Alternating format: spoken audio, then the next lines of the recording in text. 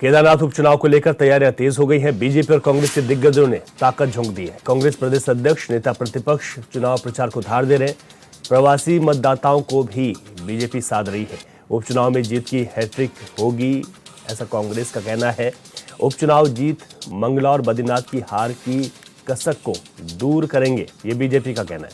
यानी कि अभी हाल ही में जो दो उपचुनाव हुए थे बद्रीनाथ और मंगलौर सीट पर, उस पर कांग्रेस को जीत हासिल हुई थी।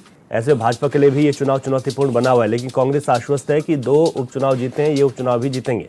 लेकिन दूसरी तरफ भाजपा ने भी यहाँ पर पूरी ताकत पहले से ही झोंकी हुई है। यहाँ पर अलग अलग जिम्मेदारियां सबको सौंपी गई हैं और अब चुनाव बेहद नजदीक है, क्योंकि आपको बता दें 20 नवंबर को यहाँ पर मतदान होना है। और इससे पहले भाजपा और कांग्रेस दोनों ही पार्टियों ने अपनी ताकत पूरी तरीके से यहाँ पर झोंक दी है। कोई भी यहाँ पर कसर या चूक नहीं करना चाहता। चलिए, अधिक जानकारी के साथ हमारे संवाददाता अरुण सैनी फोन लाइन पर हमारे साथ हैं। अरुण, किस तरीके की तैयारियां देख रहे हैं आप, जिस तरीके से मतदान की तारीख नजदीक आ रही है?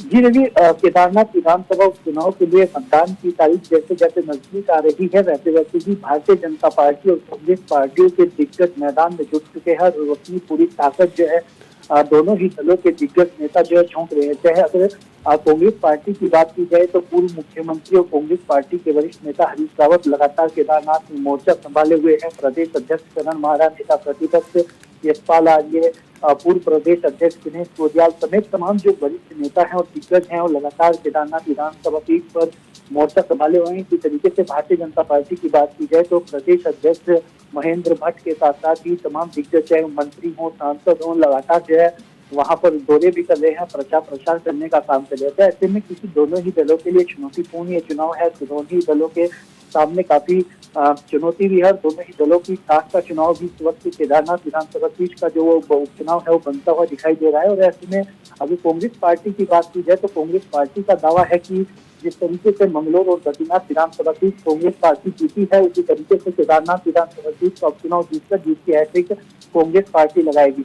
ऐसे में वही भारतीय जनता पार्टी जो मंगलौर विधानसभा सीट का उपचुनाव हारी थी और बद्रीनाथ विधानसभा सीट का जो उपचुनाव हारी थी, तो उसकी कसरत को दूर करना भारतीय जनता पार्टी यहाँ पर चाहेगी। और भारतीय जनता पार्टी का ये कहना है कि बद्रीनाथ और मंगलौर की हार से सबक लेकर तमाम रणनीतियां यहाँ पर तैयार की गई है केदारनाथ विधानसभा सीट के उपचुनाव के लिए। तो ऐसे में भारतीय जनता पार्टी भी जीत का दावा कर रही है।